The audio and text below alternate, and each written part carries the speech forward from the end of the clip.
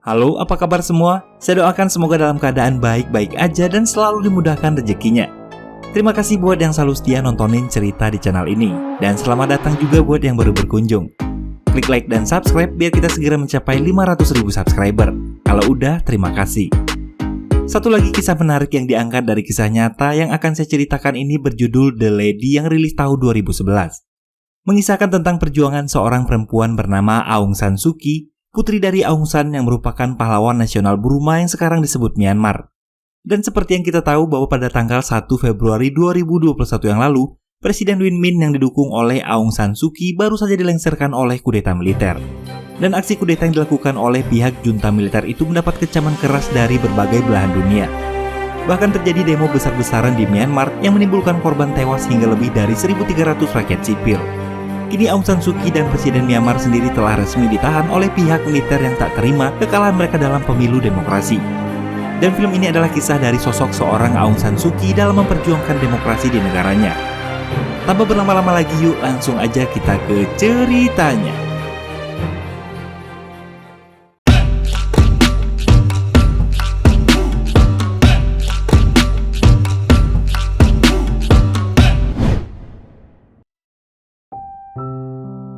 Diceritakan pada tahun 1947 di kota Rangon. Di halaman rumah tampak Aung San Suu Kyi kecil sedang mendengar cerita dari ayahnya Aung San. Aung San bercerita tentang Burma yang sekarang kita sebut Myanmar, salah satu negara yang terkenal akan keindahan dan kekayaan alam yang ada di dalamnya. Namun cerita itu kini menjadi sebuah kisah sedih sebab kekayaan negerinya telah dirampas oleh para penjajah sehingga membuat mereka menjadi sebuah negara yang sangat miskin. Aung San adalah seorang jenderal sekaligus politisi yang memperjuangkan kemerdekaan Burma. Beberapa saat kemudian, sebuah mobil datang menjemput Jenderal Aung San untuk menghadiri pertemuan bersama rekan-rekan satu partainya. Di ruang pertemuan, mereka membicarakan tentang rencana menjadikan Burma sebagai sebuah negara demokrasi.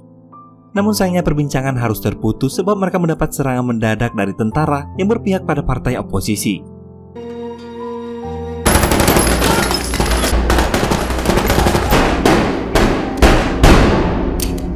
Jenderal Aung San dan rekan-rekannya tewas seketika setelah ditembaki secara brutal. Sang istri yang bernama King Ki pun syok mendengar berita kematian suaminya.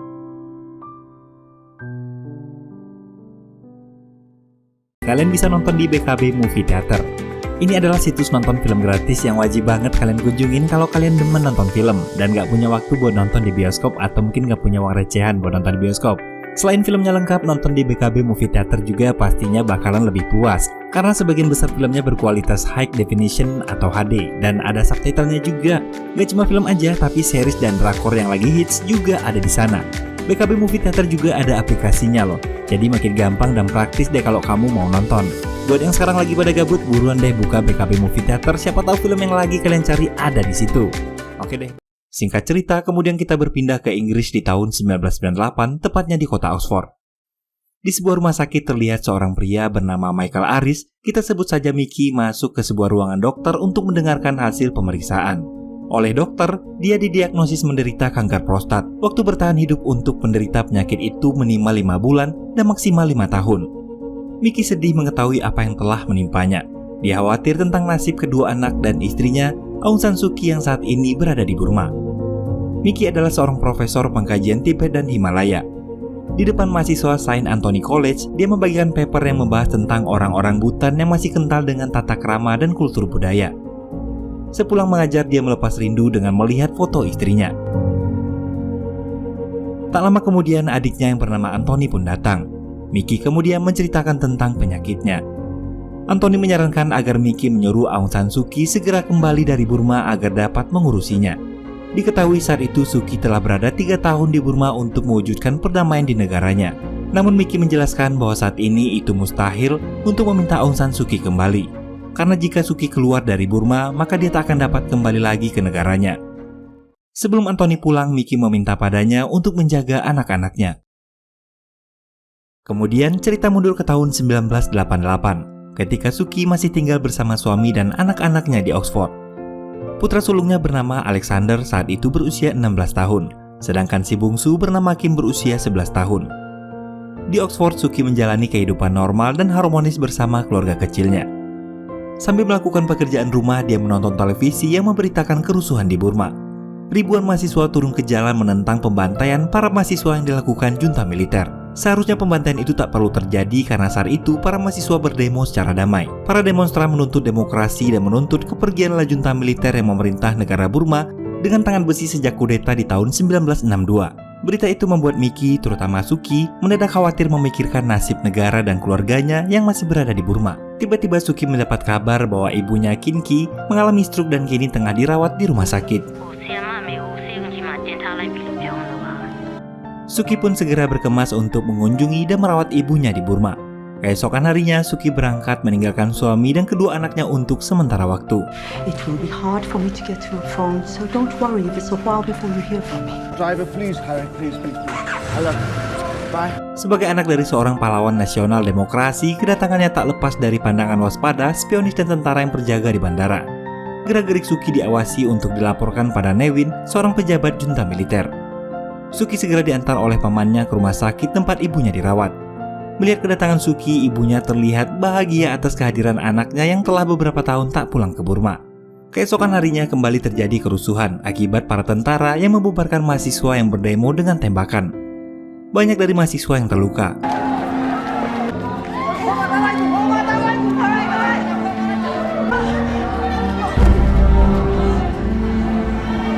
Bahkan beberapa tentara mendatangi rumah sakit, memukuli mahasiswa dan menembak dokter tepat di hadapan mata Suki. Sementara itu di Inggris, Miki semakin khawatir dengan keberadaan Suki di Burma. Saat telepon berdering, Miki segera mengangkatnya yang ternyata adalah panggilan dari Suki dari kedutaan Inggris yang ada di Burma. Namun panggilan tak berlangsung lama karena sambungan telepon dibatasi oleh junta militer. Sebelum telepon terputus, Miki mengatakan bahwa dia akan segera menyusul Suki bersama dengan Alec dan Kim. Hari itu setelah sekian lama, Suki kembali ke rumah masa kecil yang telah lama tak pernah dia kunjungi. Ibunya pun telah keluar dari rumah sakit dan menjalani rawat jalan di rumah. I'm happy to be home. So am I. Tak lama kemudian datang seorang wanita yang mengatakan bahwa akhirnya visa Miki untuk datang ke Burma telah disetujui, sehingga dalam minggu ini dia akan berada di Burma. Lalu Suki kedatangan beberapa aktivis yang datang menemuinya. Mereka mengatakan bahwa Suki mirip seperti ayahnya. Di tempat lain, Kapten Newin menemui seorang paranormal kepercayaannya untuk meramalkan nasib dan apa yang seharusnya dia lakukan. Sang peramal mengatakan bahwa telah datang sebuah ancaman dengan semangat dari leluhur. Namun hal itu akan dapat diatasi dengan menciptakan kedamaian. Singkat cerita, Miki dan anak-anaknya telah tiba di Burma. Suki menyambut mereka dengan pelukan hangat.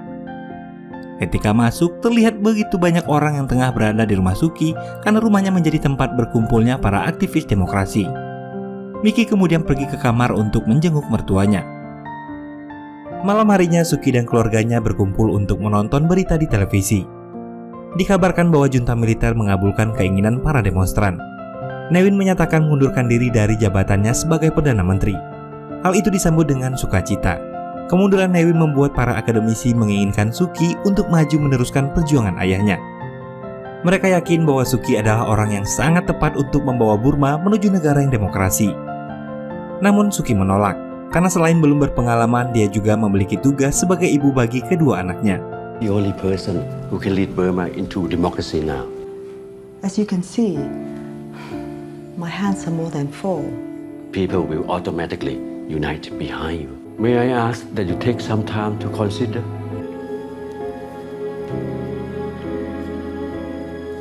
Sementara itu di pusat militer terlihat seorang spionis datang menemui Newin dan melaporkan bahwa beberapa orang profesor dari Universitas Rangon telah datang mendorong Suki untuk mengambil alih kepemimpinan dengan cara demokrasi. Mengetahui hal itu, kemudian Newin memerintahkan anak buahnya untuk menghabisi peramal kepercayaan yang telah memberikannya saran yang keliru. Di kalangan masyarakat, dukungan bagi Suki secara diam-diam mulai digaungkan dari mulut ke mulut. Newin kemudian mengumpulkan para jenderalnya dan mengatakan pembatalan pengunduran dirinya, dan menyuruh para jenderal untuk mengawasi pergerakan Suki serta mencegah pertemuan apapun yang akan dia lakukan. Jika ada yang berbuat keonaran dan pemberontakan, maka dia memerintahkan untuk memenjarakan mereka semuanya. Dukungan dan dorongan kuat dari para aktivis dan lapisan masyarakat terhadap Suki semakin meluas. Hari itu dengan dukungan penuh dari suaminya, Suki akhirnya mengambil langkah berani menyanggupi permintaan demokrasi dari rakyat untuk negaranya. Dia berpidato di hadapan jutaan rakyat untuk pertama kalinya, dan hal itu juga dicatat dalam sejarah. Gemuruh rakyat yang merindukan kebebasan dan demokrasi riuh menyambut kehadiran Suki hari itu. Suki mengatakan bahwa walaupun selama ini dirinya tinggal di luar negeri dan bersuamikan orang asing, tapi tak sedikit pun mengubah rasa cinta dan pengabdian Suki pada tanah airnya.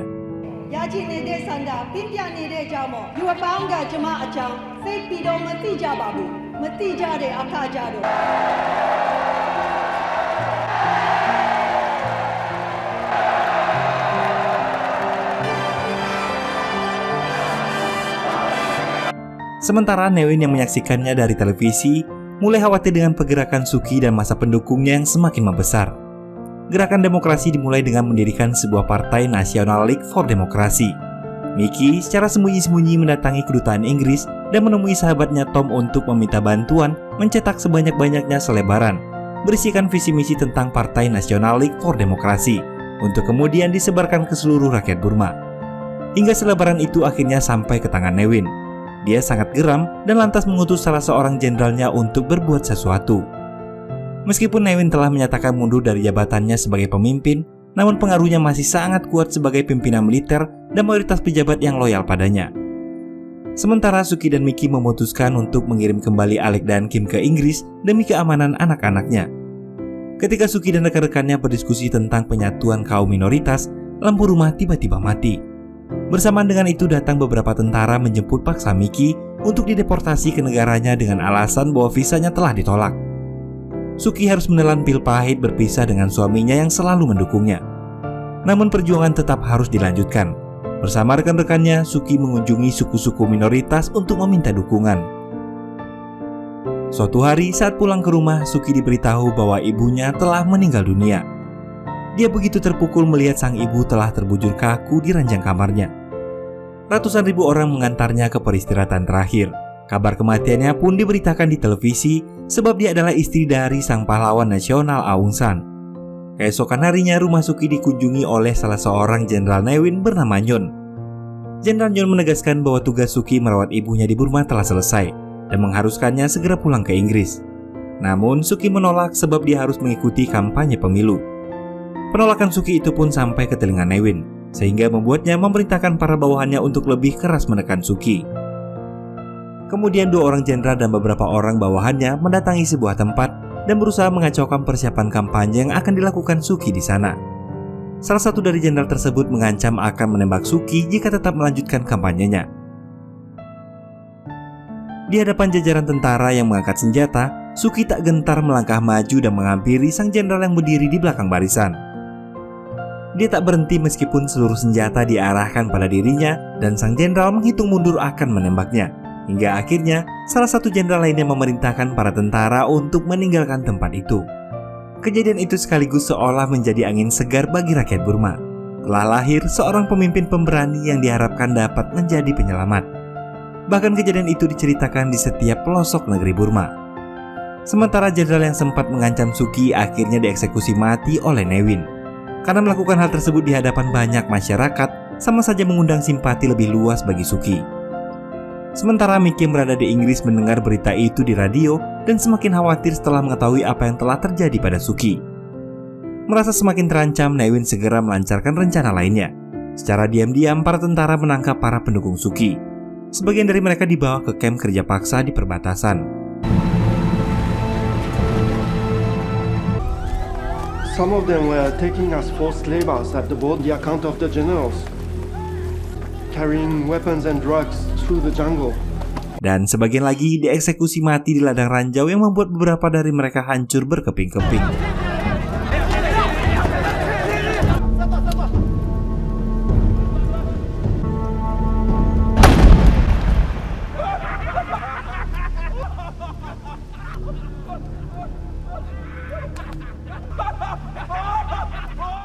Mengetahui perlakuan kejam yang dialami para pendukungnya, Suki memerintahkan orang kepercayaannya untuk memberitahukan kejadian tersebut pada PBB. 8 bulan kemudian, Suki mengirimkan surat pada Mickey dan bercerita perihal semakin sadisnya kekejaman yang dilakukan junta militer. Mickey kemudian menemui seorang profesor dan memintanya mendaftarkan nama Suki menjadi kandidat peraih penghargaan Nobel Perdamaian. Karena reputasi internasional tentu akan sangat berpengaruh terhadap perjuangan Suki agar mendapat dukungan internasional. Setibanya di rumah, Miki meminta muridnya yang bernama Karma untuk mengumpulkan disertasi Suki tentang Perang Burma dan mengirimkannya pada Komite Nobel. Beberapa bulan kemudian, Miki dan kedua anaknya berhasil mendapat visa untuk kembali berkunjung ke Burma. Diketahui untuk mendapatkan visa sangatlah sulit ketika itu, karena ketatnya aturan yang diberlakukan negara Burma, terlebih untuk keluarga Suki. Ketika akan berangkat, tiba-tiba Miki mendapat kabar bahwa ayahnya di Skotlandia baru saja meninggal dunia. Kim dan Alec akhirnya berangkat ke Burma tanpa Miki karena dia harus mengurus pemakaman ayahnya. Nevin kembali melanjutkan rencananya usai melihat pemberitaan perihal Suki yang dinobatkan sebagai salah satu kandidat peraih Nobel. Nevin bergerak cepat dengan segera memberlakukan tahanan rumah bagi Suki. Memulangkan para pekerja rumah, menyita berkas-berkas penting, memutus sambungan telepon, menjemput dan menangkap simpatisan akademisi yang mendukung Suki dari rumah mereka masing-masing, untuk kemudian disiksa dan dimasukkan ke dalam kerangkeng hewan. Penjagaan ketat juga terlihat ketika Miki tiba di bandara Burma. Dia dilarang melakukan kontak dengan kedutaan Inggris dan aktivis politik. Dia dibawa dan diantar langsung oleh tentara ke rumah Suki. Begitu sampai di rumah Suki, dia hanya disambut oleh kedua anaknya, sebab Suki terbaring lemas di tempat tidur akibat aksinya melakukan mogok makan. Dia melakukan hal tersebut untuk menghormati orang-orang yang dipenjara karena di sana mereka juga tak diberi makan.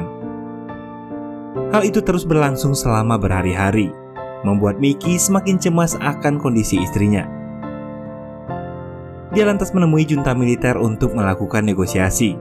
Miki mengancam jika mereka tak menjamin keselamatan para tahanan, maka akan ada gejolak besar yang akan timbul, baik dari dalam negeri maupun dunia internasional. Keesokan harinya, seorang tentara datang ke rumah Suki dan mengatakan bahwa mereka akan menjamin keselamatan dari para pendukung partai Suki yang telah mereka tahan.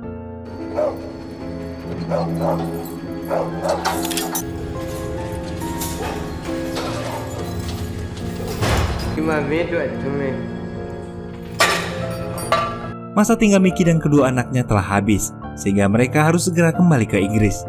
Diantar oleh beberapa orang tentara, mereka berangkat ke bandara.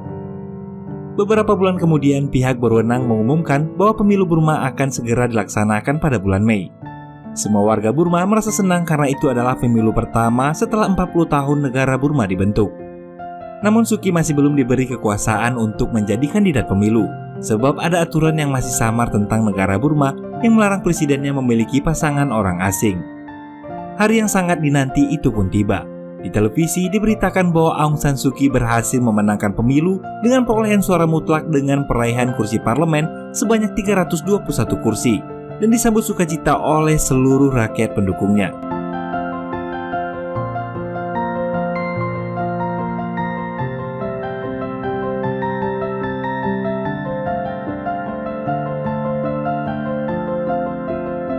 Pihak junta militer yang tak puas dan tak terima dengan hasil pemilu kemudian menyuruh tentara yang berjaga melarang Suu Kyi menemui simpatisan dan mengusir mereka dengan tembakan. Padahal saat itu Suu Kyi ingin menyampaikan pidato kemenangan di depan para pendukungnya. Pada tahun 1991, Miki dan kedua anaknya mewakili Suu Kyi menghadiri acara penobatan Nobel Perdamaian yang dianugerahkan padanya. Namun Suu Kyi tak bisa menghadiri acara tersebut dengan alasan yang sama sebagai tahanan politik, di mana jika dia keluar dari Burma maka dia tak dapat kembali ke negara asalnya. Melalui radio, Suu Kyi mendengarkan dengan seksama penganugerahan Nobel untuk dirinya. Berceceran air mata, Suu Kyi menyambut haru atas respek dan perhatian dunia untuk dirinya, rakyatnya, dan bangsanya. Keesokan harinya, Miki berterima kasih sekaligus meminta pada Dewan PBB untuk meminta dukungan dari Asia Tenggara agar bersedia mendesak junta militer untuk memberi kebebasan rakyat sebagai bentuk penerimaan Burma pada demokrasi. Tak menunggu lama setelah mendapat desakan dari Jepang, para petinggi dan simpatisan National League for Democracy dibebaskan dari tahanan mereka, dan mereka diperbolehkan untuk mendatangi rumah Suu Kyi karena pihak militer yang selama ini berjaga telah ditarik mundur dari kediaman Suu Kyi. Akan tetapi Suu Kyi tetap menjadi tahanan rumah. Mengetahui hal tersebut, Miki dan anak-anaknya segera mengunjungi Suu Kyi dan mengucapkan selamat atas hasil dari perjuangannya selama ini. Tak adanya tentara penjaga yang selama ini menjaga rumah Suu Kyi membuat rumahnya kembali ramai dengan para pendukungnya. Beberapa tahun berlalu, tepatnya di tahun 1998, Miki yang telah kembali ke Inggris tanpa Suki, kondisi kesehatannya semakin hari semakin memburuk akibat kanker prostat yang dideritanya. Suatu hari Suki mendapat surat dari Miki yang mengabarkan tentang kondisi kesehatannya saat ini. Suki sangat terpukul dengan berita yang dia terima. Dia mulai ragu akan keputusannya untuk melanjutkan berpolitik dan mencalonkan diri sebagai presiden atau merawat suaminya di Inggris. Namun Miki mengatakan jika dia baik-baik saja, dan Suki harus tetap melanjutkan apa yang telah dia perjuangkan demi kepentingan jutaan rakyatnya. Sementara pihak berkuasa yang mengetahui kondisi kesehatan suami Suki mencoba membujuknya untuk segera pulang ke Inggris dan melepaskan ambisinya di Burma. Tapi lagi-lagi Suki menolak. Suki terus meneruskan tugasnya di Burma karena tak ingin mengecewakan Miki dan mengkhianati kerja keras Miki yang selama ini selalu membantunya hingga berhasil sampai ke titik ini, dan perjuangannya hanya tinggal selangkah lagi. Pada tahun 1999 di usia 53 tahun, Miki akhirnya mengembuskan nafas terakhir tanpa Suki di sisinya. Dan Suki yang mendengar kabar tersebut begitu terpukul dan hanya bisa pasrah menangisi keadaannya. 8 tahun kemudian, tepatnya setelah 15 tahun lamanya menjadi tahanan rumah, pada tahun 2010 Suki akhirnya dapat menghirup udara bebas dengan dicabutnya statusnya sebagai tahanan rumah. Kebebasan Suki disambut baik oleh para biksu dan masyarakat yang mendatangi rumah Suki untuk merayakan kebebasannya.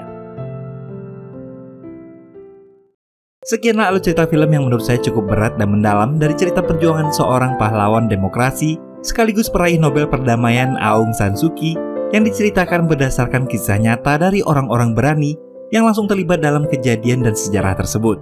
Baiklah, semoga cerita ini dapat menambah wawasan buat kita semua. Akhir kata, saya pamit undur diri. Assalamualaikum warahmatullahi wabarakatuh. Bye-bye.